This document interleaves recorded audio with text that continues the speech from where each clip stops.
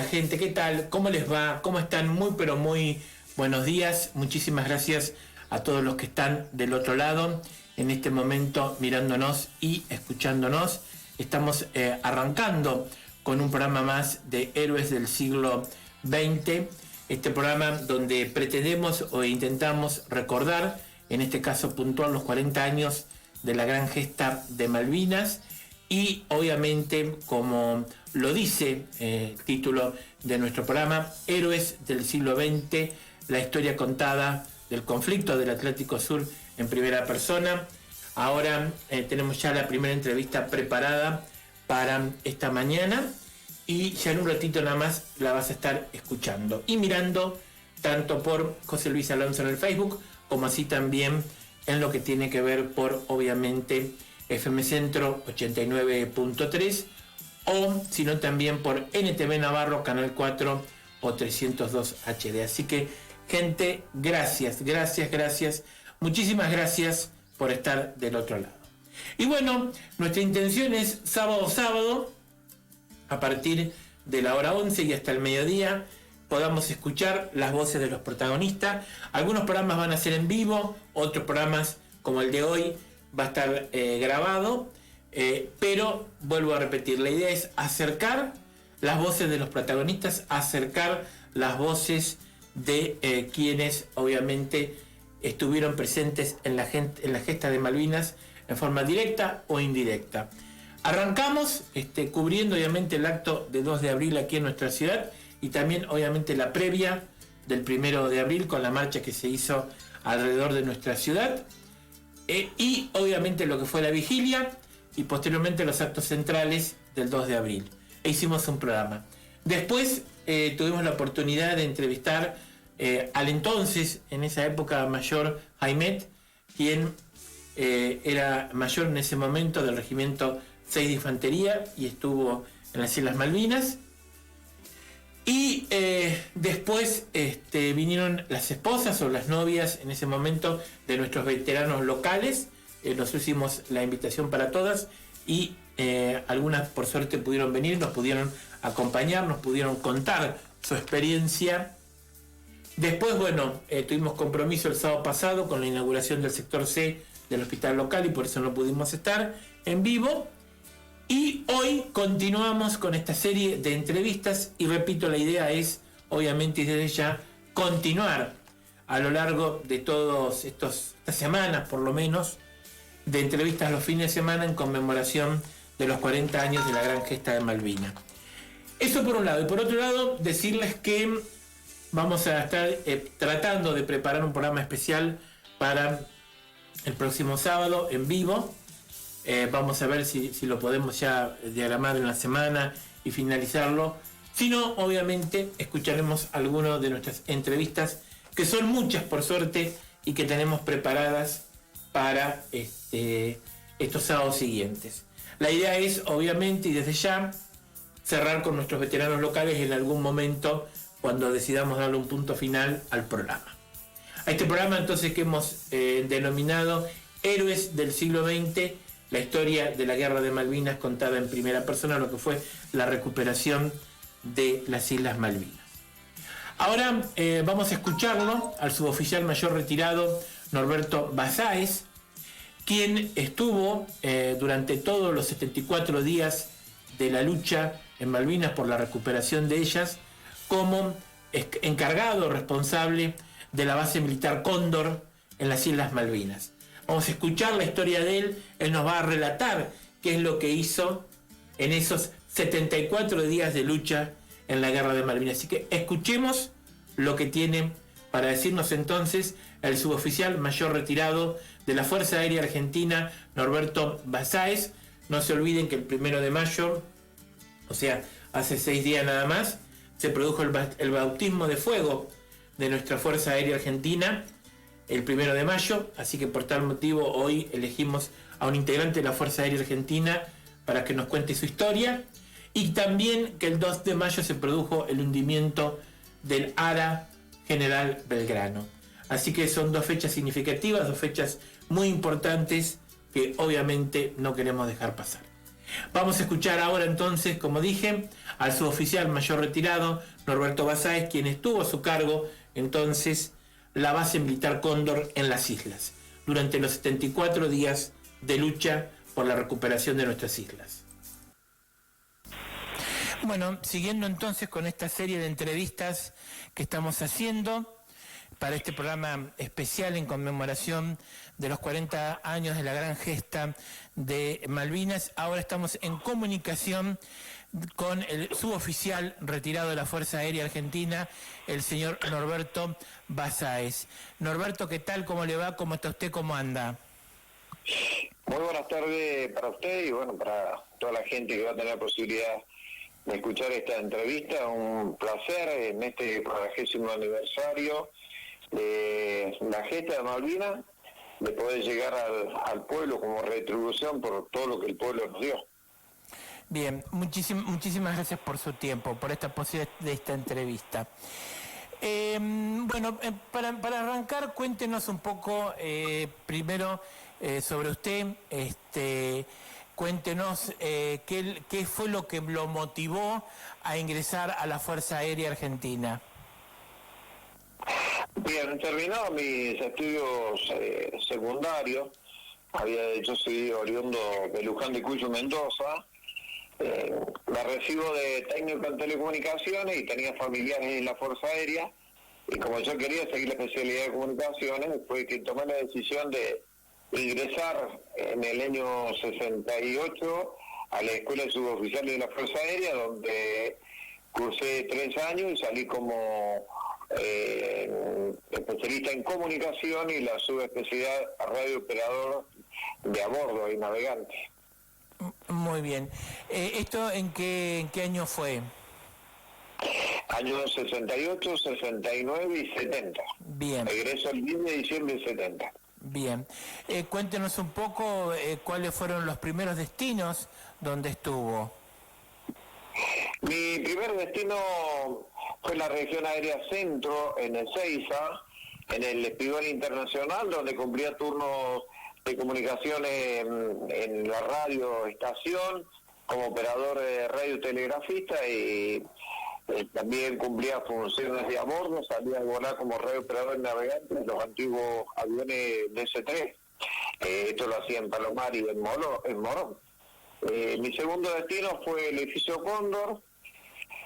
Y el tercer destino en Junín, provincia de Buenos Aires, donde tuve la oportunidad de estar a cargo de comunicaciones, y luego consigo el pase en el año 74, casi a fin del 74, a la fábrica militar de aviones, donde permanezco por varios años. También desde allí cumplo me anoto para cumplir una dotación en Marambio, la cual cumplo en el año 77 y 78. Soy integrante de la 9ª dotación de la base Marambio. Tuve 23 años volando a la fábrica de aviones, también como radiooperador de a bordo y navegante, tuve la DC-3 de la fábrica, para luego estar volando como auxiliar de carga y despacho de aviones Fokker F-27. También había realizado cursos dentro de la Fuerza Aérea en cuanto respecta a comunicaciones, muchos cursos. Estuve también en el lanzamiento de cohetería en Chamical, en Mar Chiquita, Buenos Aires, en Lima, Perú, en la Antártida, donde se hicieron lanzamiento de parte de cohetería, de ensayo. Y después estudié armamento aéreo, y cuando llega el año 82, yo había participado primeramente en el conflicto armado con Chile, que al regreso de fin de 78, regreso a Argentina, ya que estaba en la Antártida. Digo regreso a Argentina no porque creo que hay un error de concepto aquí cuando se habla de un mapa bicontinental. La Antártida es tierra de nadie. Antártida hasta el año 2052 recién se va a determinar a quién le corresponde de acuerdo a los trabajos que han venido realizando. Entonces ese mapa bicontinental por ahora no tiene validez, por cuanto la Antártida sigue siendo tierra de nadie. Que cumplamos funciones, que cumplamos trabajo científico y algún otro tipo de tarea, es con el fin de asentar un poco como si fuera la soberanía o digamos, de tomar como posesión sin llegar a hacerlo de Antártida, para que el día de mañana, cuando se arbitre un laudo, tengamos otro derecho distinto de aquel que no ha realizado ninguna tarea en Antártida. Marambio es algo muy importante, la cabecera antártica para la parte meteorológica de todo el sector antártico.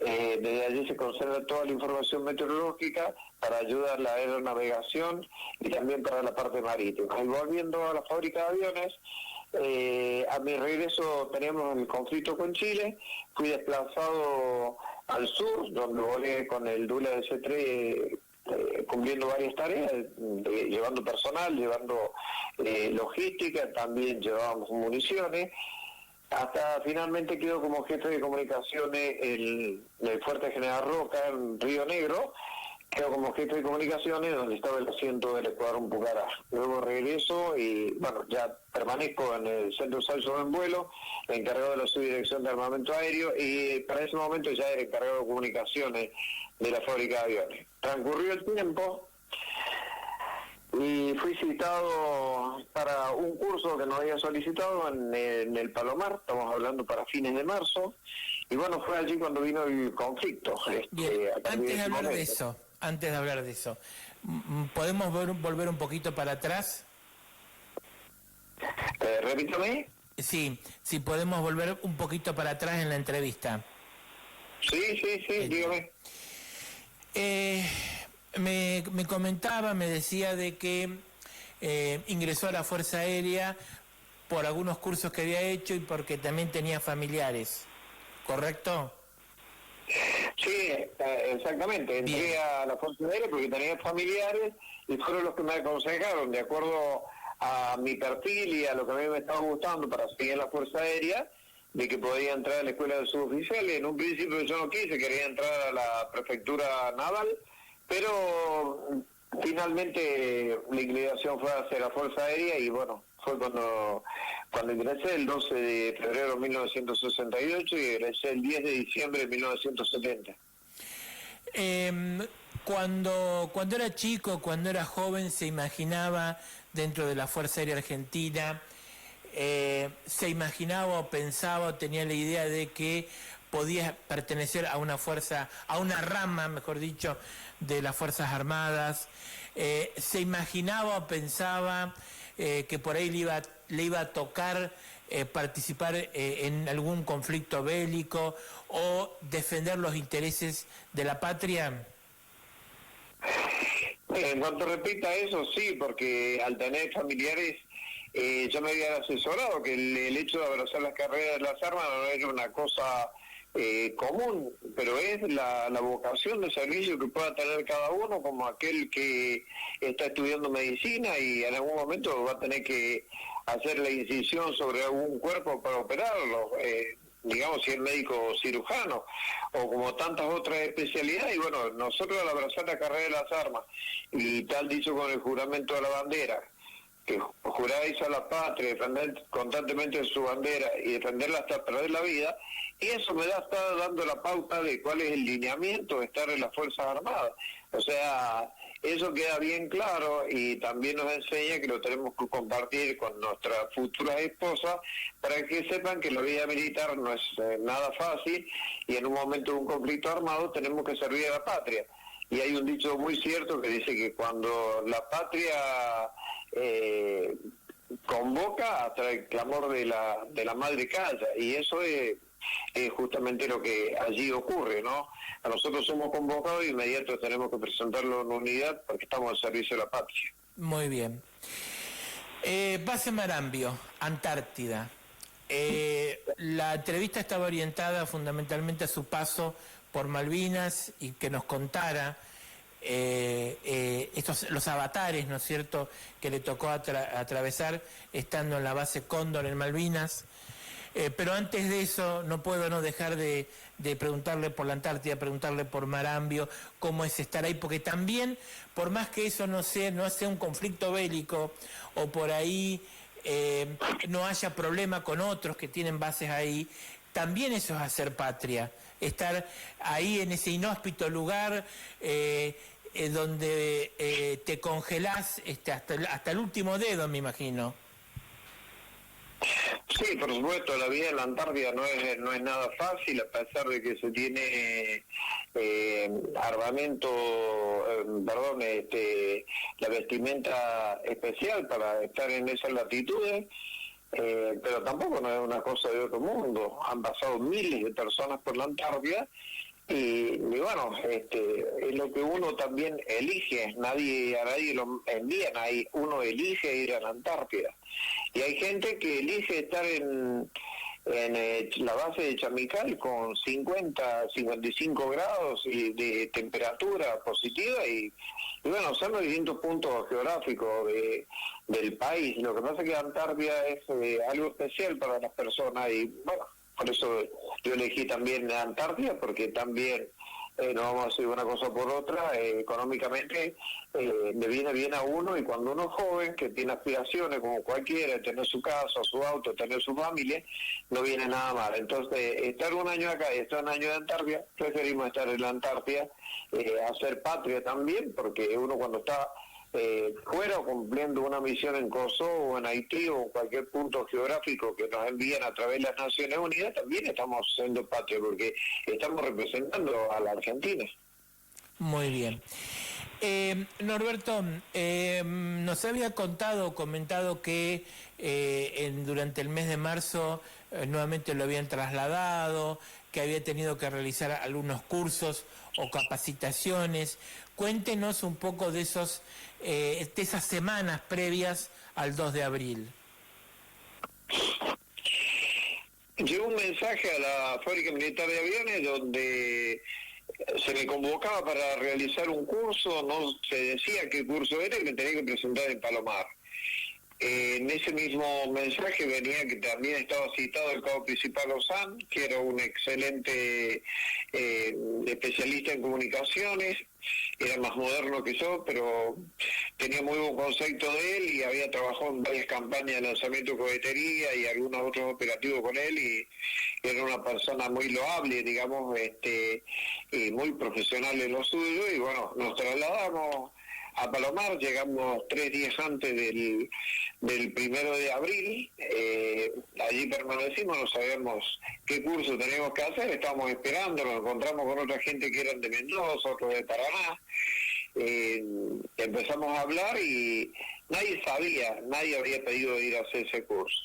Pero resulta que el día primero de abril, vemos que empiezan a venir los camiones del ejército en gran cantidad, donde traían mucho personal de soldados, pero ya la cosa cambió, porque pensamos que podía ser un operativo conjunto, como tantos que habíamos estado, pero cuando empiezan a aparecer los hospitales reubicables, ya la cosa cambia, y aquellos que tenían un poco de antigüedad en la fuerza, yo ya estaba a la mitad de mi carrera, me di cuenta que, bueno, entonces teniendo en cuenta que estábamos en 1982 y en el 78 tuvimos el conflicto con Chile, pensamos que nuevamente era con Chile. Nadie sabía nada. El día primero a las 8 de la mañana, estando desayunando en el casino de Palomar, casino de Sociales, vino un señor Comodoro, nos separó a todos los que estábamos adentro, nos dijo que estábamos acuartelados, que él no sabía por qué estábamos acuartelados, pero que todos estábamos acuartelados, que nadie podía salir de la unidad y que todos debíamos cumplir tareas. O sea, habíamos sido elegidos para distintos tipos de tareas. Yo me hice cargo del grupo de comunicaciones por ser el sucesor más antiguo, y instalamos equipamiento de radio en algunos aviones y también en la parte terrestre, también sistemas PAP de teletipos, entre el POTA, que es el puesto de operaciones de transporte aéreo, que es donde estaba el puesto de comando de la primera brigada aérea, una unidad de transporte. Allí se encuentran los aviones Hércules C-130, los Boeing 707, Fokker F-27, Fokker 28, o sea, son todos no aviones de combate ni de caza, sino son todos aviones de transporte. Y allí se movía toda la logística. Cumplimos con la tarea diciendo a las 18:30 habíamos finalizado, yo informo a la gente, le presento al Comodoro que habíamos finalizado y comprobado todos los sistemas, y me dijo que estaba muy bien, que nos dirigiéramos al casino de suboficiales y que en breve íbamos a tener noticias. Fuimos hacia allá, nadie sabía por qué estaban trabajando, gente que trabajaba en armamento, otros que trabajaban mecánicos en los distintos tipos de aeronaves, cada uno cumplía su función y nadie sabía por qué era, pero todos calculábamos que era Chile. Y llegaron las 20 horas, fuimos convocados con Carlos Ozán, nos vamos dentro del servicio de comunicaciones, que estaba el ingreso de la primera brigada, y a las 22:15 ingresa un señor brigadier, digamos, una jerarquía bastante alta, porque para finalizar la carrera de brigadier mayor, brigadier general, el jefe de Estado Mayor General. O sea que él era brigadier y saca un sobre, hace salir a la gente que no se tenía que quedar, porque lee una lista de los que se tenían que quedar, el resto se retira, empieza a leer y saca una nota que había dentro de ese sobre, aparte de la gente que tenía que estar ahí, una operación sumamente secreta, ni él sabía nada, y empieza a leer y de golpe se da vuelta, nos da la espalda, estábamos formados en semicírculo, y ahora pasó unos segundos y retorna nosotros con los ojos con lágrimas, y dice, sepan ustedes que no sé si en breve, en 1 hora, 2 horas, en algún momento, porque todavía está bien precisado acá, este equipo de comunicaciones que tenemos acá, vamos a formar parte de la historia de Argentina, porque vamos a ser los responsables de las comunicaciones entre los aviones que se van a dirigir a un lugar determinado, porque vamos a recuperar nuestras queridas Islas Malvinas. Por supuesto que la emoción nos embargó a todos, porque de Malvinas sabíamos de cuando estábamos en el primario, nomás que nos enseñaron, de ahí no sabíamos mucho, pero a partir de ese momento empezamos la charla y todos nos aportábamos ideas de qué es lo que era Malvinas. Había gente que había volado Malvinas con los aviones del ADE a hacer mantenimiento del BOR, la ayuda a la aeronavegación, un instrumental para ayudar a la aeronavegación, y nos comentaba que era Malvinas. Y bueno, fue así como pasó ese día, primero a la noche y a la madrugada, en uno de los circuitos donde yo estaba, me llama una aeronave diciéndome que estaba vertical Orán, Salta. Me da la posición y era una cosa ficticia, porque nosotros sabíamos que no podía ir este avión para el norte, no había salido ningún avión para el norte, pero ya estaba todo en clave. Nosotros lo recibimos, le informamos al brigadier que estaba atrás nuestro, de todos los boxes, él estaba ahí sentado esperando noticias, le pasamos, ya existieron 2 comunicaciones anteriormente que fueron recibidas en otro circuito, no en el mío fue la tercera, y después hubieron 2 comunicaciones más, eran los aviones que ya se dirigían desde el continente hacia Malvinas, teniendo en cuenta que el operativo Rosario tenía que haber sido el día primero, pero por la tempestad que le agarró en el mar a toda la flota, y al descomponerse la mayor cantidad de personal, el operativo Rosario fue aplazado 24 horas, por eso se toma Malvinas el día 2 y a las 8 de la mañana ya se había hecho el desembarco, y es cuando el Regimiento 25 con gente de la Marina toman el aeropuerto y empiezan mientras que Pedro Giachino estaba esperando que el teniente coronel Sanleldín terminara de esa operación de la limpieza de la pista de Puerto Argentino, y también de la gente que estaba retirada 1 kilómetro al este, ahí estaba el BOR. Entonces se dirigieron hacia el faro y esto demoró la operación, pero Giachino se adelanta para tomar la casa del gobernador, de acuerdo a lo que estaba previsto, y ahí es cuando siempre el teniente coronel Sanleldín dice, él murió por mí, y siempre le decía a todos que había muerto Giachino por él, porque las operaciones se demoraron y para el cumplimiento de las órdenes y de acuerdo al plan estipulado, Giachino se adelanta para tomar la casa del gobernador y pierde la vida. Y eso, los aviones que nosotros estábamos atendiendo por nuestro circuito, y los aviones que llevan al grupo de operaciones especiales del GOE y algunas otras personas más y el personal de comunicaciones que se iban a instalar en las islas. Fue la tarea bastante silenciosa. Después, con el correr del tiempo, nos hablamos con toda la gente que estaba ahí, tanto los mecánicos de avión, los armeros, los electricistas, los especialistas, digamos, en hidráulica. Nadie supo hasta último momento, aproximadamente cerca de las 24 horas que se terminaba el día primero, de cuál era la tarea para la cual estábamos trabajando. Nosotros a las 22:15 nos enteramos, porque justo abrió el sobre, y bueno, cada uno abrió la apertura del sobre y los jefes para informar a su personal. Así que así transcurrió nuestra estadía ahí en Palomar.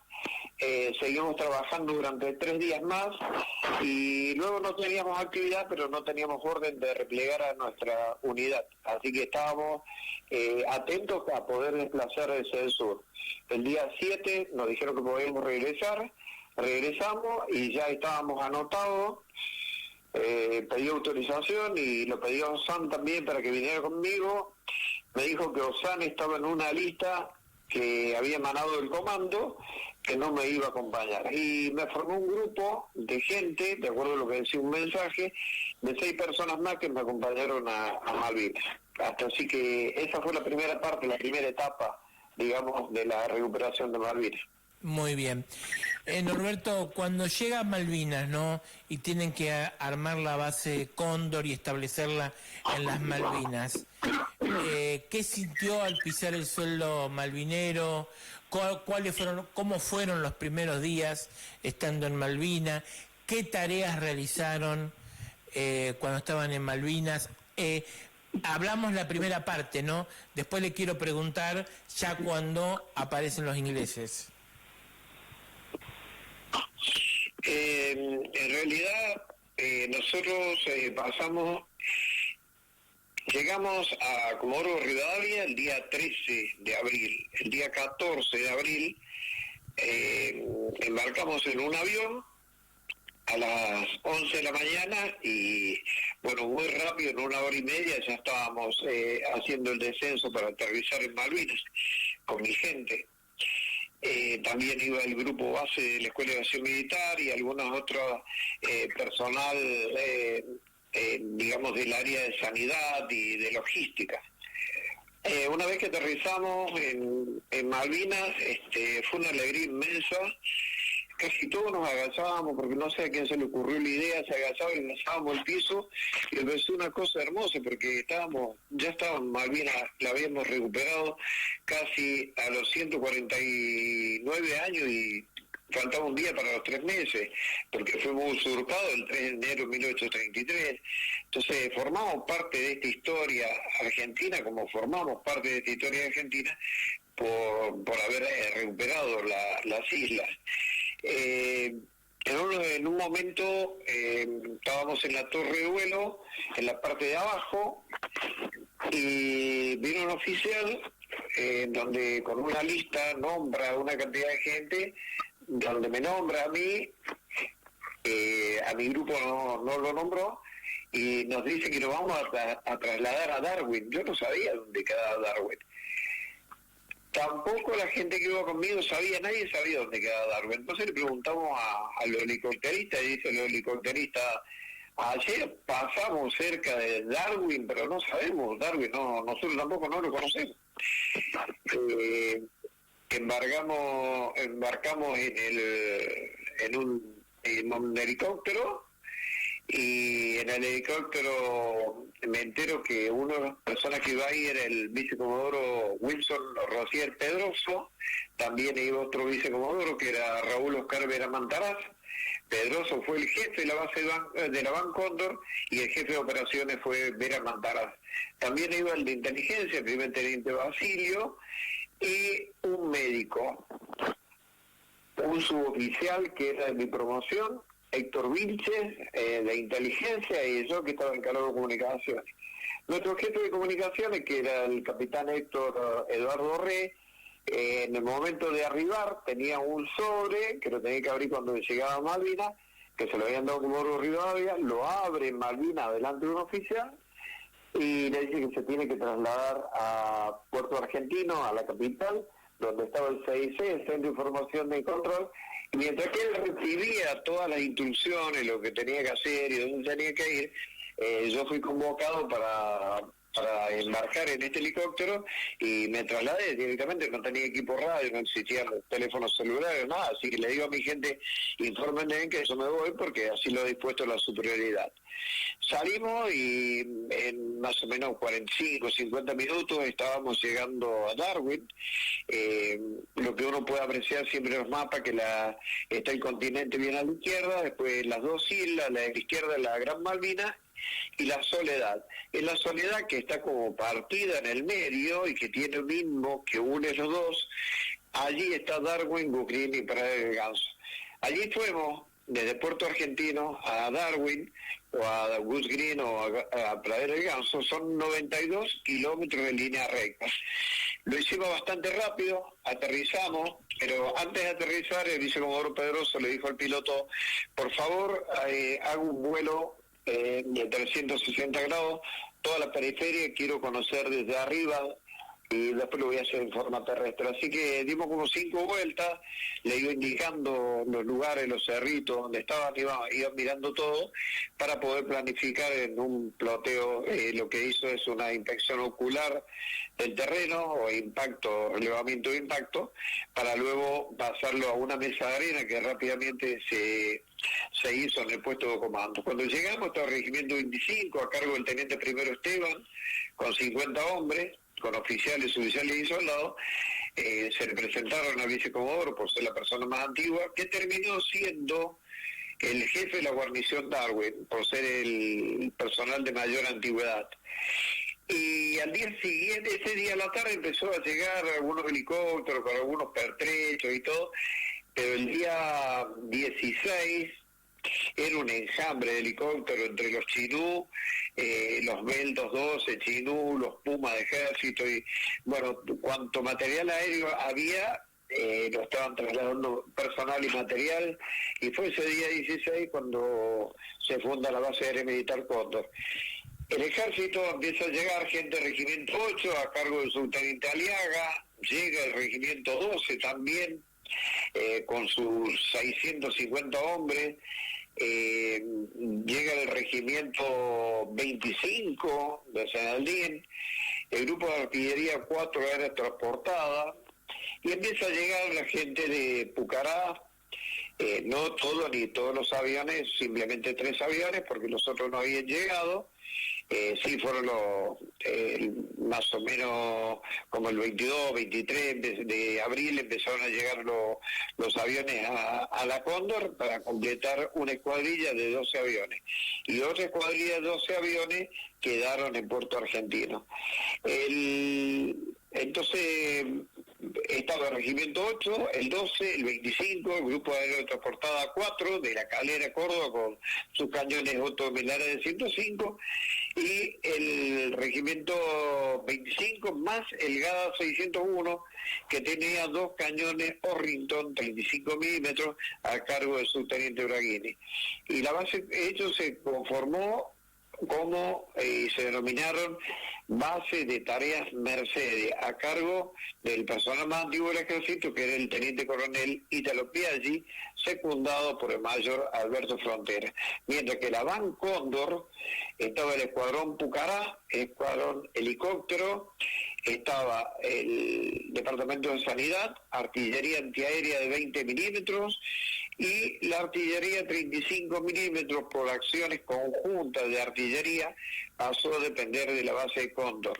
O sea, el subteniente Braghini con sus 32 hombres pasaron a depender de nuestro puesto de comando. En sí se formó la guarnición Darwin con 1.194 hombres que estaban al servicio de la nación, pero bajo el mando, las órdenes del vicecomodoro Wilson Rosel Pedroso, que era el jefe de la base de Cóndor, pasó a ser el jefe de toda la guarnición. Había sido designado el general Parada, que nunca llegó, como jefe de guarnición. No sabemos las causas, pero nunca llegó a Darwin. Así que esa fue la constitución de la base Cóndor y de la guarnición Darwin. Muy bien. Vamos a ir desglosando un poco lo que estaba comentando, que me parece importante e interesante.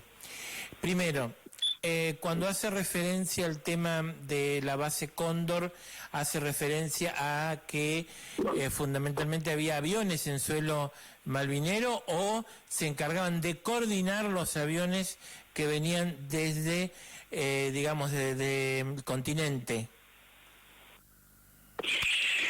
Aviones, helicópteros, etcétera. No, todo el material aéreo estaba concentrado en Puerto Argentino. Lo primero que se tomó, Puerto Argentino.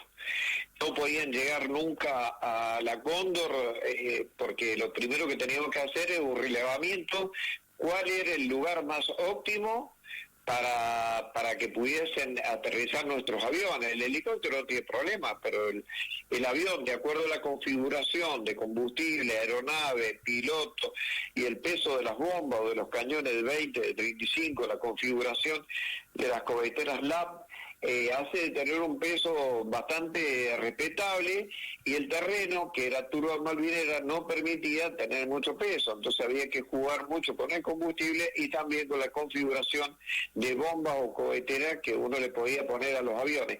Pero todos convergieron a Puerto Argentino, salvo 5 aviones que en una oportunidad vinieron directo de continente, pero cuando la base ya estaba conformada, consolidada, y eso fue el día 28 de abril.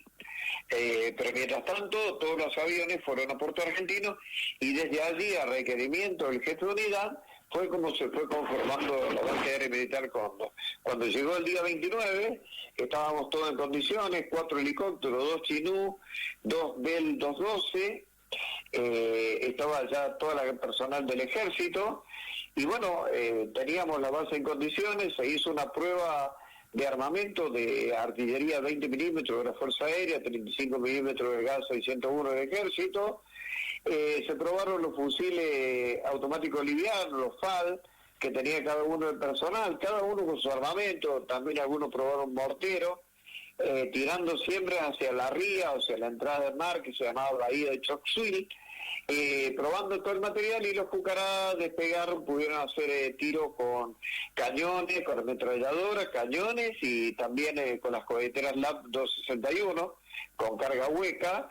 Es decir, se probaron también algunas bombas a la distancia en un barco hundido que había, y podemos decir que el día 29 de abril, en horas de la noche, se pasó el mensaje a Puerto Argentino al jefe de componente aéreo, el brigadier Luis Castellano, informándole que la base aérea militar Cóndor estaba totalmente operativa. Asimismo, el grupo de tareas Mercedes, constituyendo la guarnición Darwin, para entrar en combate en cualquier momento. Ya estábamos en condiciones de entrar en combate. Muy bien. De todo el equipamiento que me acaba de mencionar, en aviones o en helicóptero, mucho era de procedencia extranjera, ¿correcto? Armamento, nosotros tenemos FAL que los hacían acá, pero normalmente la ametralladora, las 1270, los B2 y todo eso son material importado. Como es también, teníamos los lanzadores de los misiles Estrella San 7, son misiles que son rusos. O sea, teníamos material también de afuera, pero no teníamos material de provisión. Le pregunto esto porque mencionó una serie de marcas de fabricantes de equipamiento militar, como Bell u otras que también son fabricantes internacionales de aviones, pero también dentro de los aviones que nombró fue al Pucará, que es algo nuestro, algo de fabricación nacional.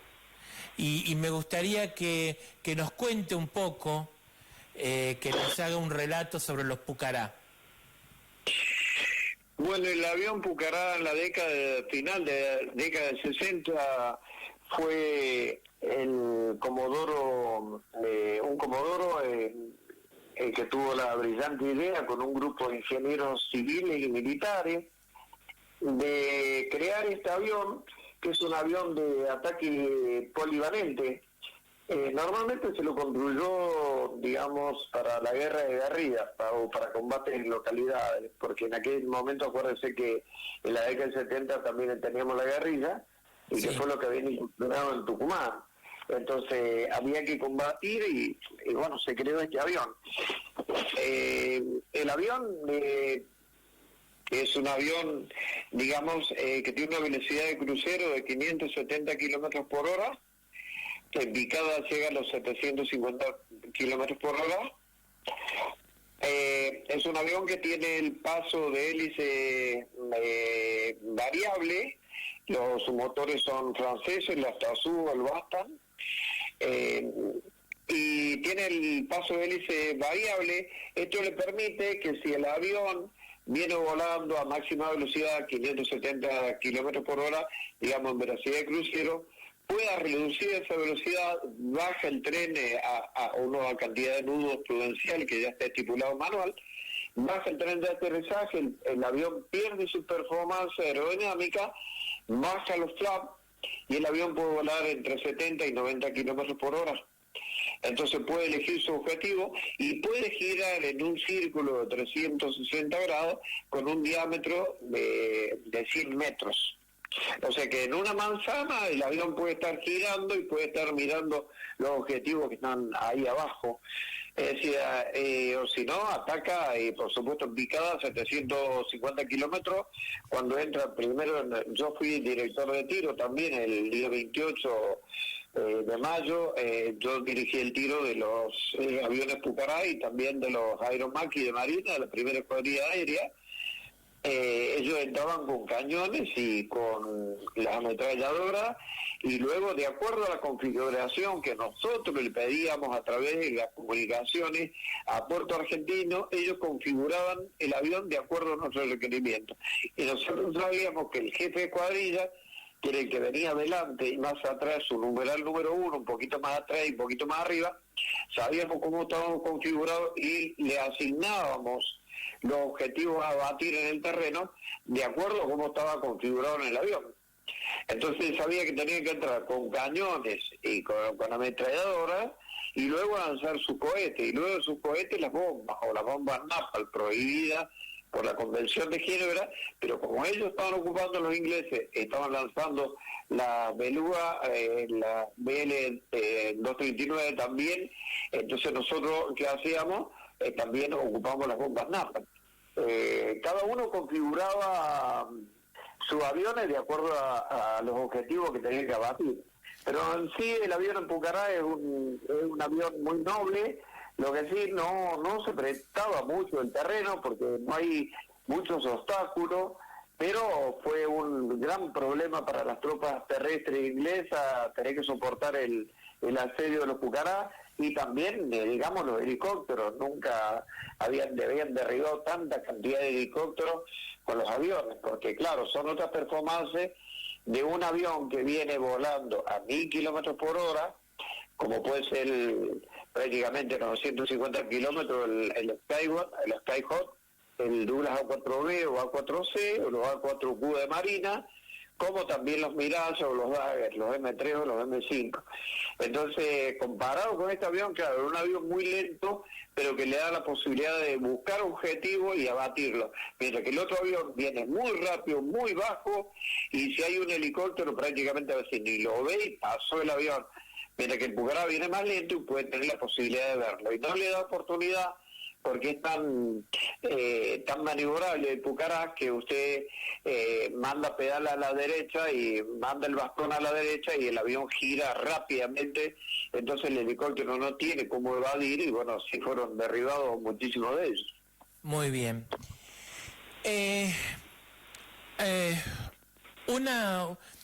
Yo digo que son comentarios, ¿no es cierto?, que se generaron posteriormente, después de finalizada el conflicto bélico, ¿no? Esos comentarios de que se mandaron chicos a la guerra, que se mandaron gente sin preparación, que los oficiales no estaban a la altura del conflicto, que trataron mal a los soldados. Siempre se ha hablado, se ha comentado sobre eso, ¿no? Y me gustaría saber su opinión, o me gustaría saber su comentario, su reflexión sobre estas cuestiones que se han planteado después de la guerra. Bueno, ante todo le voy a hacer una pequeña aclaración en cuanto respecta a que la gente habla sin conocimiento, muy pocos saben de la historia, muy poco se sabe de la historia real. Tal vez el teniente general Leopoldo Fortunato Galtieri, presidente de la Nación en ese momento, no sé si tomaba, no tomaba, pero no lo llegué a conocer más de verlo en la televisión. Pero la idea que tomaron con el Estado Mayor Conjunto fue brillante de tomar la isla. El Tratado de Ginebra dice clarito, son 150 años y estábamos 3 de enero de 1833, 2 de abril de 1982, estábamos a 149 años y faltaba un día para los 3 meses. Porque 3 de enero, 3 de febrero, 3 de marzo, 3 de abril. Estábamos ahí nomás. Febrero, marzo y abril, faltaba un día para los 3 meses. Entonces no quedaba mucho tiempo para los 150 años. Entonces la idea que tomaron fue brillante. Pero si no, la isla no teníamos tiempo para recuperarla en forma diplomática. Y esa frase que fue nefasta, si quieren venir, que venga, le presentaremos batalla, y no fue tan así. Porque parece que le hubiese dicho cualquiera sin ningún tipo de conocimiento. Parece que nunca evaluaron la capacidad operativa que estaba el personal. Entonces, después tendría que haber empleado el TIAR, Tratado Internacional de Acción Recíproca, colocar bandera inglesa, bandera argentina, una bandera neutral, y teníamos 150 años para volver a seguir litigando vía diplomática, y ojalá que sea así, vía diplomática, que nunca más tengamos una guerra, porque la guerra no trae ganadores para ninguno, siempre destrucción de los dos lados, porque murió gente de ellos, murió gente nuestra, y también todo lo que se perdió. Volviendo a su pregunta, en cuanto respecta a que yo más que nada quería hacer hincapié, y me encantó la... No, permítame que le conteste lo que usted me preguntó. Sí, que está entonces, más que nada con el tema de los mitos, ¿no? ¿Cómo? Más que nada que está vinculado con el tema de los mitos que se dicen. Mi pregunta. No le entendí. Que más que nada, mi pregunta iba a los mitos que se crearon después de la guerra. Por eso le estoy armando un compendio de todo esto, y ahora le voy a contestar lo que usted me preguntó. Así como hablaron del general borracho y todo esto, nadie dice que tomó una idea brillante con el Estado Mayor Conjunto. Nadie lo habla. Tampoco hablan de que por qué no se empleó el TIAR a posterior, el Tratado Internacional Recíproco. Y también de la gente que habla sin conocimiento, que nosotros llevamos, o los militares llevaron chicos a la guerra. No, fueron hombres jóvenes que estaban cumpliendo con una ley nacional, estaban cumpliendo con el servicio militar obligatorio. Y ellos tenían la obligación de ir a la guerra. Y si bien es cierto, no tenían mucha preparación, si hay algo que debemos agradecer, el empeño que pusieron, lo que aprendieron sobre el terreno, porque no solamente eran soldados, nosotros también teníamos cabos recién egresados, alférez recién egresados, o después de 3 años que ascienden a cabo primero o ascienden a teniente. Pero las ganas que le pusieron y se convirtieron en hombres valiosos para la nación argentina, que supieron combatir los actos heroicos y de arrojo que tuvieron los soldados y el personal de cuadro más jóvenes. La verdad que tiene un valor incalculable. Pero la gente siempre habla por desconocimiento de la historia, pero también desconocen que los ingleses tenían chicos de 16 y 17 años embarcados, y que también bajaron para hacer la logística de todas sus tropas. O sea, no solamente lo nuestro, ellos también lo tenían, pero lo nuestro fueron jóvenes, 18, 19, 20 años, que también los grados más bajos, oficiales y suboficiales, también tenían la misma edad, pero que se transformaron en verdaderos héroes de la nación y que tuvieron actos de arrojo y que combatieron por la celeste y blanca, se jugaron la vida. Algunos tuvieron que quedar, pero si miramos en el contexto de la cantidad de muertos, nosotros tenemos 3 en Darwin y 2 en Puerto Argentino, 5 soldados muertos y tenemos en total 55, o sea que tenemos 52 personal de cuadro y tenemos 5 soldados. O sea que el personal de cuadro no vamos a decir que estuvo en las peores situaciones, porque todos estábamos en las situaciones, pero siempre se lo ha cuidado mucho a los soldados. Y aquellos hechos esporádicos que pueden haber habido ahí, es muy clarito que si alguien cometió un abuso de autoridad, tienen toda la ley de hacer la denuncia con grado y apellido ante la justicia. Nosotros vamos a hablar de los actos heroicos que han cumplido los soldados, que han cumplido los oficiales, los suboficiales, y hay un dicho que dice, si quieres saber cómo te fue la guerra, pregúntale al enemigo. Y el enemigo tiene dichos sobrados en film, en libros y en las conferencias de ellos, de cómo habla de cómo combatieron los soldados argentinos. Y cuando digo soldados, involucra a personal de cuadro y a soldados. Fueron leones en el campo terreno. Así lo fueron en los combates de Darwin y así lo fueron en los peores combates también de Monte London, Monte Las Dos Hermanos, Monte Kent, Monte Tumbleon, Monte Harrier, los encuentros que tuvo el GOE con el enemigo, cómo combatieron en Bahía Foca, cómo combatieron en Bahía Elefante, en la isla de Borbón, o la gente de Howard, la gente misma de Puerto Argentino, o los combates aéreos, marinos, como lo que hicieron en el Isla de los Estados, el guardacosta G-83. ¿Cómo podemos decir que eran chicos? El mismo que bajó un Harrier del guardacosta G-83 de Río Iguazú fue un cabo. El cabo tenía 18 años. Entonces esos hechos heroicos, está bien, era cabo, pero los hechos heroicos que han tenido en el campo de combate, en los combates finales de Darwin, o el 1 de mayo, salvando a sus propios compañeros, llevarlos hasta los puestos sanitarios al hombro, porque no alcanzaban las camillas por la cantidad de heridos que teníamos. Y bueno, y de esos hechos nadie habla. Siempre hablan que fueron chicos. Fueron cumpliendo con el deber de servicio a la patria, y eso estaba estipulado por ley, y eso no se lo puede, sacar porque tenga una determinada cantidad. La ley decía que tenía que cumplir a una determinada edad, y así fue como tuvieron que cumplir con la patria, con la celeste blanca, y el 99% de los soldados, ellos están orgullosos de haber defendido la celeste blanca, de haber defendido la patria, por los argentinos que no están, por los que están y por los que van a venir. Recordemos que Malvinas fue el hecho más importante del siglo pasado, y esos chicos, que dicen ellos chicos, no, fueron valientes hombres que fueron a cumplir con la patria y que se ganaron todo el honor y toda gloria en el campo de combate. A ellos nadie les regaló nada, ellos se lo ganaron en el campo de combate. Bien. Norberto, como integrante de la Fuerza Aérea Argentina, ¿cómo explica o cómo siente el 1 de mayo, que es el día del bautismo de fuego de nuestra Fuerza Aérea? El día 1 de mayo, nosotros no habíamos entrado en combate nunca, por eso es nuestro bautismo de fuego. Tuvimos un día muy triste que nos enseñó a ver cómo accionaba cada uno de nuestros sistemas de armas. Y que ese día, a las 8:33 del día 1 de mayo, a ser atacado por 3 Harrier, perdimos 8 hombres, un oficial y 7 suboficiales, y tuvimos 43 heridos, de los cuales 19 eran de gravedad y 11 de suma gravedad.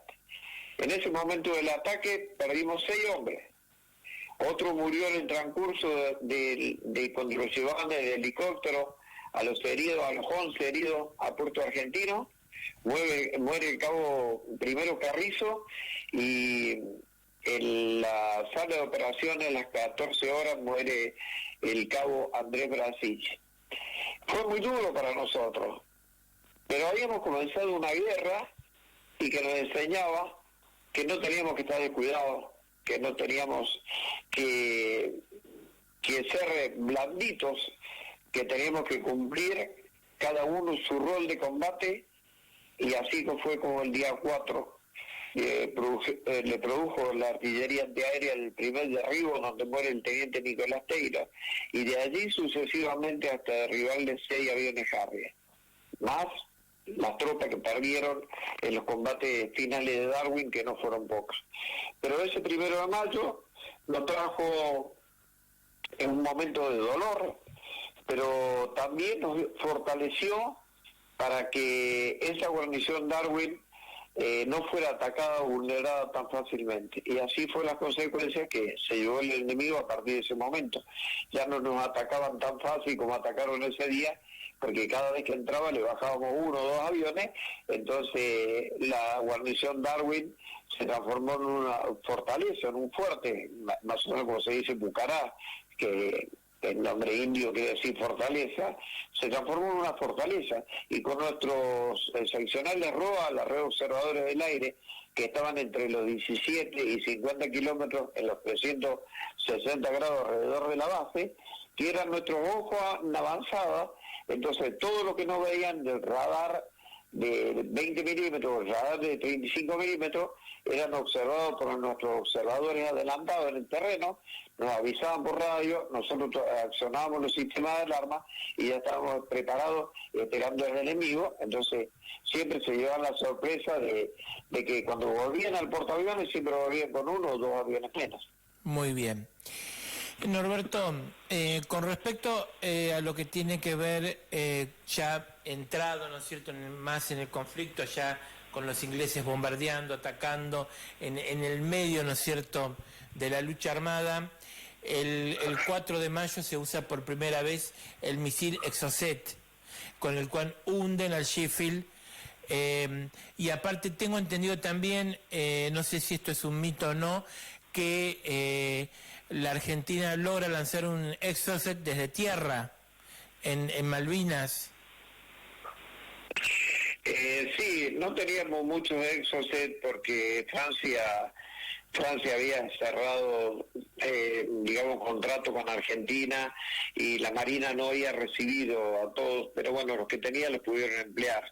No puedo hablar más de lo que he leído, que me han contado los marineros, de lo que fue la operación para hundir a estas fragatas, y también de la gente que tuvo el ingenio ese de hacer una plataforma para lanzarlo de tierra, pero creo que esta parte se la tenemos que dejar a la gente de la Marina, porque es un sistema de armas de ellos y de los cuales yo no puedo opinar, primeramente porque no estuve en ataques de Douglas A4B, de Miraz, de Dagger, de la Fuerza Aérea, pero no de los A4Q de la Marina, y menos del super estándar cuando largaba los Exocet. Así que le pido disculpas, pero creo que la Marina es quien tiene que responder esto. Yo voy a hablar de lo que ocurrió en Darwin, Busgrim, del Ganso, puedo hablar de la búsqueda de balizas nuestras que lanzaban de los aviones Harry en altura para hacer corrida de tiro. Puedo hablar de mi ROA, porque mis funciones fueron encargado de comunicaciones, encargado de puesto comando, y fui el encargado de la ROA. También fui el director de tiro de los aviones Pucará y Aeromaqui. No puedo hablar de lo que no vi, no puedo hablar de no estuve, y no puedo hablar ni hacer la mínima apreciación del sistema de armas que estaba muy lejos de donde estaba yo. Y con respecto a la histórica jornada del 25 de mayo, cuando la aviación destruye 3 buques de guerra y el porta helicópteros de los británicos. Bueno, son todas esas acciones que se producen en el estrecho de San Carlos, acciones que estaban a 34 kilómetros donde estábamos nosotros. Yo estaba en puesto de comando de la guarnición Darwin, con la gente de la Fuerza Aérea. Nosotros teníamos 2 puestos de comando, uno por las dudas, si éramos abatidos nosotros podía seguir funcionando el otro puesto de comando, o viceversa, si eran abatidos ellos nosotros seguíamos operando. Lo mismo el ejército, tenían 2 hasta el combate final que se transforma en un solo puesto de comando. Pero esos ataques donde atacaron al Atlantic Converger, que fue el mayor portacontenedor de aviones Harrier y Harrier, de helicópteros, de logística, armamento, comida y de todo lo que sea logística, que yacen en el fondo del mar. No lo vi, simplemente me enteré en su momento, por radio de inmediato, todas las acciones que se iban produciendo, y las que veían nuestros ROA que estaban en avanzada nos iban informando. Así, cuando se hundió la Arro y todos los ROA nuestros con los larga vista veían cuando se partía o cuando estaban ardiendo, y nosotros sabíamos qué pasaba en nuestras periferias, porque nuestros redes observadores del aire, que estaban escondidos en el terreno, tenían una carpita, pero estaban enterrados bien camuflados, ellos podían pasarnos la información para que nosotros ploteáramos nuestra mesa de arena, y de inmediato le informábamos a Puerto Argentino, al CIC, Centro de Información y Control, para que ellos avisaran al continente, para que los pilotos que habían tomado, digamos, esa misión, pudiesen saber de la efectividad o haber errado sus bombas, o la efectividad que emprenderse fue un buque o partirlo por la mitad de aquellos que se hundían. Así que todo lo que estaba a nuestro alcance, nosotros recopilábamos la información, la mandábamos a Puerto Argentino, y de ahí a la FAS, Fuerza Aérea Sur, y ellos lo distribuían al Estado Mayor Conjunto y a las unidades de donde habían partido esa cantidad de aviones, secciones de aviones, para ir a tomar distintos objetivos. Bien, muy bien. ¿Cómo es estar en el medio de un bombardeo? ¿Cómo es estar en el medio del ataque del enemigo? El día 27 de mayo, le voy a comentar el combate final, los ingleses avanzaban un puesto de la Roa, donde estaba la serie de Andrés Gazo, nos informa que desde Puerto San Carlos, que estaba a 34 kilómetros al norte, por el camino se vienen a caballo el camino, que es una columna por la derecha y otro por la izquierda, como si vinieran por la banquina, venían avanzando hacia Darwin. Él más o menos con su larga vista, y desde el cerro decía que aproximadamente eran 1.500 hombres. Y esos 1.500 hombres que avanzaban hacia nosotros, y más o menos como en 2 horas nos avisa que detrás de ellos venían alrededor de 500 hombres más. Tenían un espacio entre ellos más o menos unos 5 o 7 kilómetros. Que venían con vehículos oruga. Nos dijo que traían algunos vehículos livianos, venían por el único camino, digamos, no muy bien consolidado, bajando hacia el sur para tomar Darwin, o la guarnición Darwin. Y bueno, los primeros enfrentamientos fueron ese día 27 de la mañana, después a la tarde, a la noche, y a la noche entra en acción de combate en la primera línea de combate, que estaba en Camila Creek, a 3 kilómetros de la colina de Darwin, hacia el norte, donde estaba el subteniente Aliaga con 50 hombres que hicieron frente, tuvo muchas bajas y también mucha cantidad de heridos, replegaron hasta Darwin por orden del jefe del ejército que tenía contacto con ellos. Cuando llegan a la colina de Darwin se junta la primera y segunda línea de combate en la noche del 27, el 28 a la mañana fueron los cruentos combates en la colina de Darwin, y allí ya entraron nuestros Pucará. Yo le dirigí el tiro, los observadores adelantados que teníamos me informaban dónde tenían la mayor concentración de vehículos. El tema era hacerle daño y destruirle la logística, y dónde estaban concentrados los helicópteros. Así que hacíamos configurar las distintas escuadrillas para poder entrar. Los aeromaquis en un momento salieron y el plafón de nube estaba muy bajo, entre 30, 20, 30 metros, entonces no podíamos obtener, digamos, la respuesta de los aviones Dula A4B, los A4C o los A4Q de Marina. No podíamos llamar aviones de, digamos, de mucha velocidad porque no tenían visibilidad y también teníamos montaña. Entonces los Pucará, que tienen menor velocidad, en un momento oportuno yo autoricé el tiro y entraron muy bajito, rasante al mar, configurado como lo habíamos pedido, fueron los que atacaron primero. A los aeromaquis lo hice volver porque era mucho más rápido y lo hice volver, y recién a las 3:30 de la tarde fue cuando salieron y vinieron, desgraciadamente con un misil Milan, derribaron al teniente Miguel, teniente correta Daniel Miguel, y el capitán de navío, que era el jefe de escuadrilla, de la primera escuadrilla aérea, el capitán Molteni. Ambos hombres tuvieron un comportamiento excepcional, se comunicaron conmigo, le asigné los objetivos, y bueno, el que me contestó Molteni, recibido, que había tomado conocimiento de los objetivos, donde yo le dije en una entonada que era una cosa oscura, bien delimitada, y atrás estaban, al lado de la escuela ya estaban los ingleses, y él abatió toda esa zona. Cuando de repente le tiran un misil, él corta motor para que el chorro de aire caliente no atraiga el misil, corta motor, hace una picada desde unos 40 metros, prácticamente a ras del piso, da motor y sale con evasión por izquierda, y yo le digo, viaje por izquierda, entre nube, rumbo 180, hacia el sur y hacia escape.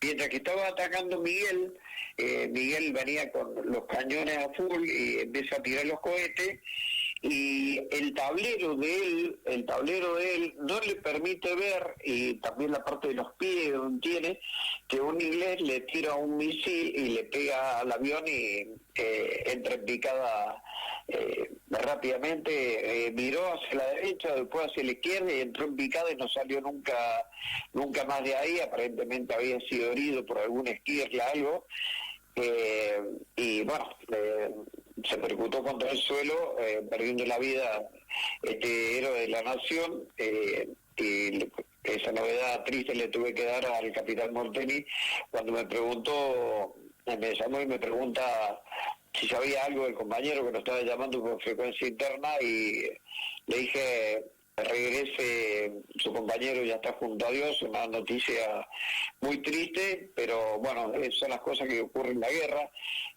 A todo esto, atrás ya venían los Pucará, no tenía mucho tiempo para poder hablar con él, pero le indiqué, me dijo, ¿hubo eyección? No, amigo, no hubo eyección. Le digo, regrese tranquilo y ya está junto a Dios. Y se dio cuenta él que había perecido en ese momento heroico de perder la vida por la patria. También atrás, un poquito más atrás, más o menos 15 minutos, entra el teniente Címbaro con un Pucará, y con el jefe de escuadrilla, que era el teniente Jiménez. Bueno, las instrucciones también le di a dónde tenía que tirar, y finalizado el tiro, ascenso y entre nube, que estaba más o menos 40 metros, 30, 40 metros en la nube, viraje por izquierda, porque a la derecha estaba el Monte Uborne y el Cerro Azul, viraje por izquierda, rumbo 180, con 50 metros de altitud, porque no había ningún obstáculo, y 7 minutos y perforando, porque el RUA ya me decía que el plafón estaba más o menos 80, 100 metros. Entonces le digo, perforando, van a ver el mar, rumbo 0,90 al este y de regreso a casa. Fue así cuando empezaron a batir, el chino Címbaro me dice, tengo un helicóptero enfrente, le digo, tirale, y me dice, no, está mejor ni sombra. Le digo, tirale, sombra, tirale. Y yo tenía confianza con ellos porque ellos eran de la base Cóndor, y el día 26, el jefe de unidad dijo que los helicópteros y los Pucará tenían que regresar a Puerto Argentino, porque no iban a tener tiempo de despegar, porque ya tenían muy cerca, iban a atacar con todo eso, Y el vicecomodoro Vera Mantará, que era un genio, él había estado en Vietnam haciendo cursos de estrategia militar, este hombre muy capaz, y dijo, bueno, tenemos que sacar los aviones de acá, mandémoslos a Puerto Argentino, porque acá no van a tener tiempo de despegar si llegan a atacar masivamente.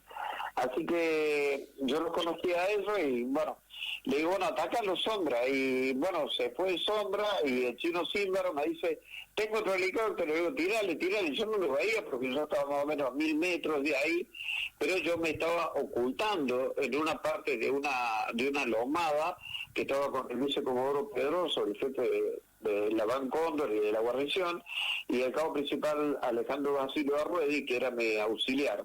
Entonces le doy esa instrucción y escucho que el chino Símbaro dice, lo derribó, y él le estaba tirando el otro helicóptero, pero lo veía de reojo a Jiménez, al Sombra Jiménez, que le había derribado un helicóptero.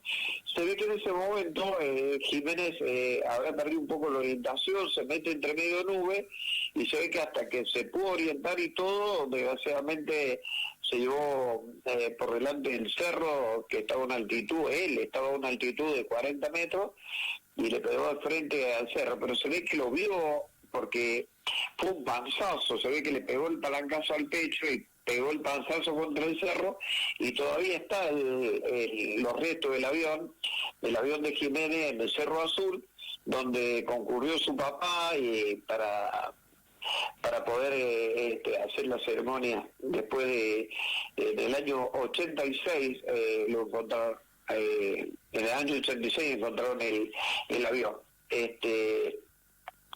Ese día era una batalla campal, eran aviones Harris y Harry que entraban de distintas direcciones, dos fragatas, la Arro y otra más, el Arro fue un día después,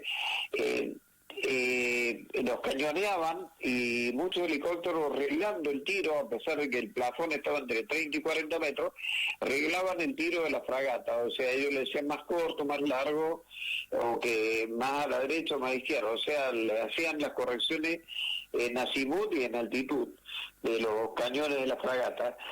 Así que teníamos las fragatas, los Harry y Harry, los helicópteros que transportaban a las tropas de ellos haciendo los relevos cada 2 horas, los aviones Aeromaxi, los aviones Pucarato en combate, y por tierra teníamos más o menos 1000 ingleses que venían ya de la altura de Darwin, entre Darwin y de Boca Jau, que estaba al lado de la escuela, veníamos combatiendo, y por detrás venían los Gurkhas, que era la persona que estaba diciendo el observador adelantado nuestro, en el Cerro Borne, que nos decía que venían a traer a Gurkhas, porque después cuando llegaron primero los ingleses y después llegaron los Gurkhas, que no alcanzaron a entrar en combate.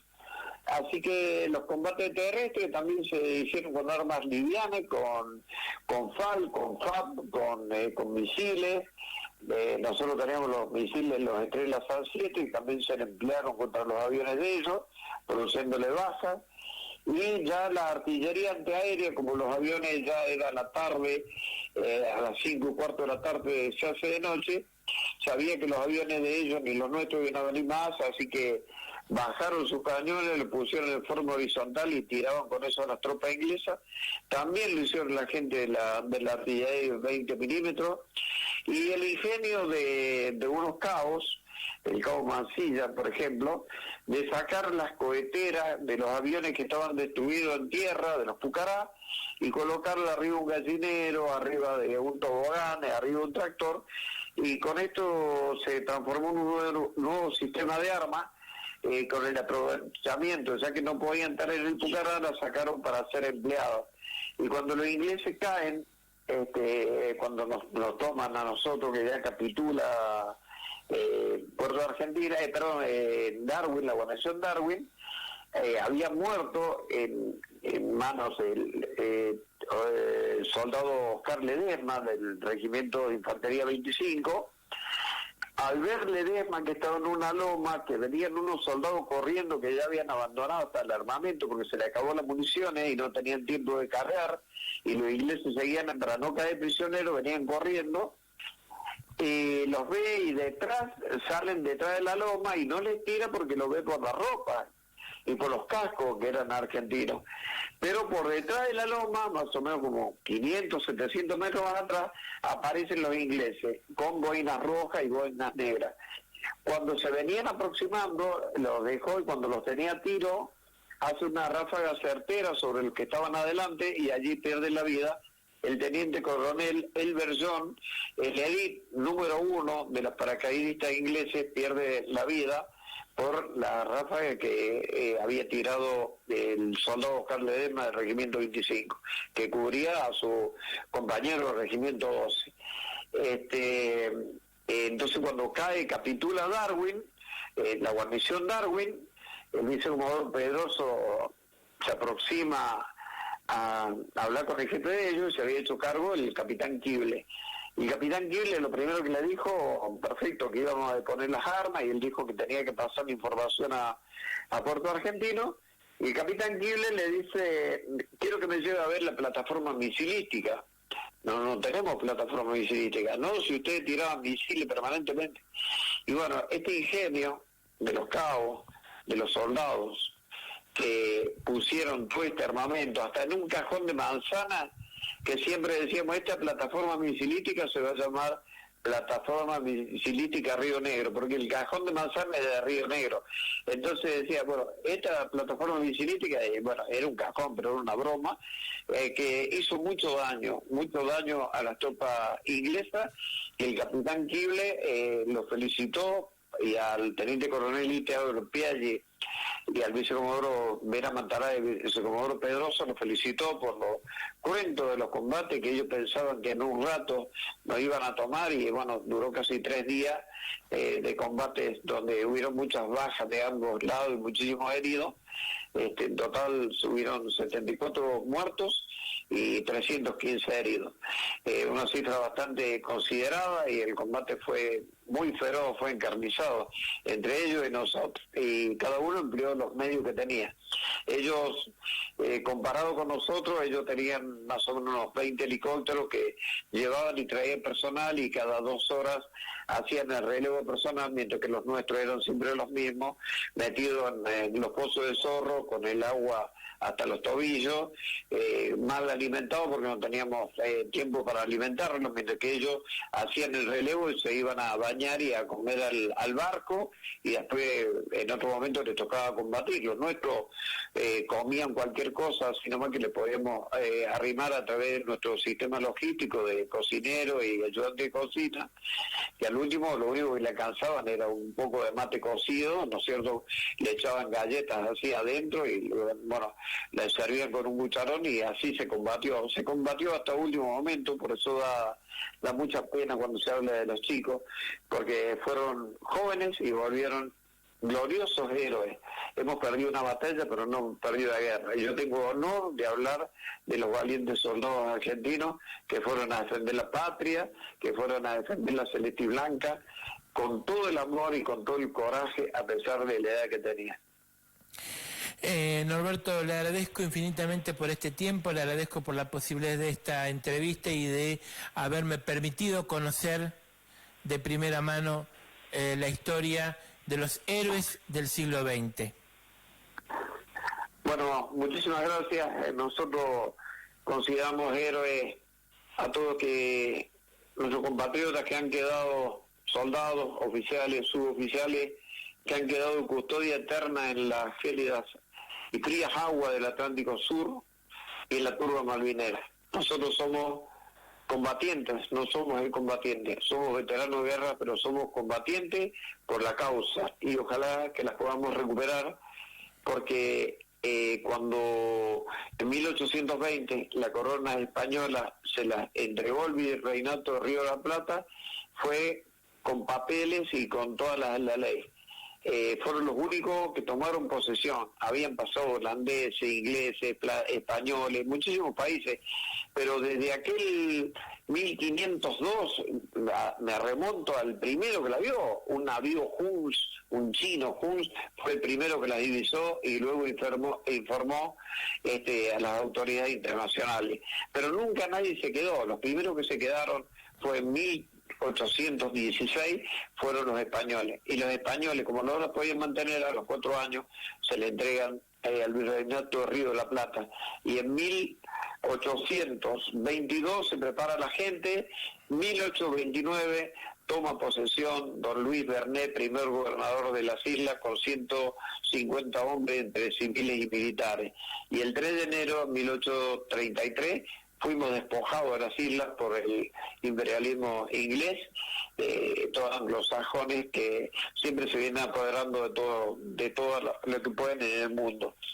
Nosotros simplemente fuimos a recuperar las islas de las cuales fuimos despojadas en 1833.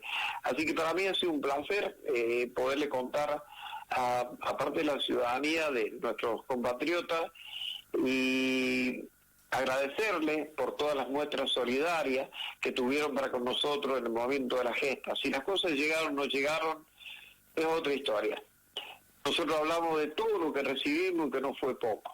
Se colocó la zona de exclusión de 200 millas alrededor de las islas y ya los barcos no podían llegar. Los Hércules podían hacer lo humanamente posible, pero tenían que llegar entre armamento personal y comida, y muchos no podían llevar. Pero que hicieron todo lo humanamente posible, así lo hizo el buque Monzón y fue cañoneado. Lo hizo el guardacostas G-83 Río Iguazú de la Prefectura Nacional, y también fue destruido y encalló el ingreso de la bahía de Chofield trayendo cañones y comida a Darwin. Lo hizo el Isla de los Estados. ¿Y cuántos helicópteros de ejército bajaron tratando de llevar pertrechos y comida y logística a Howard o a Bahía Fox? Entonces, esos actos heroicos de esta gente pagaron con su vida para podernos llevar las cosas. Desgraciadamente quedó mucho en Puerto Argentino, también quedó mucho en el continente, pero no es nuestra capacidad operativa esa.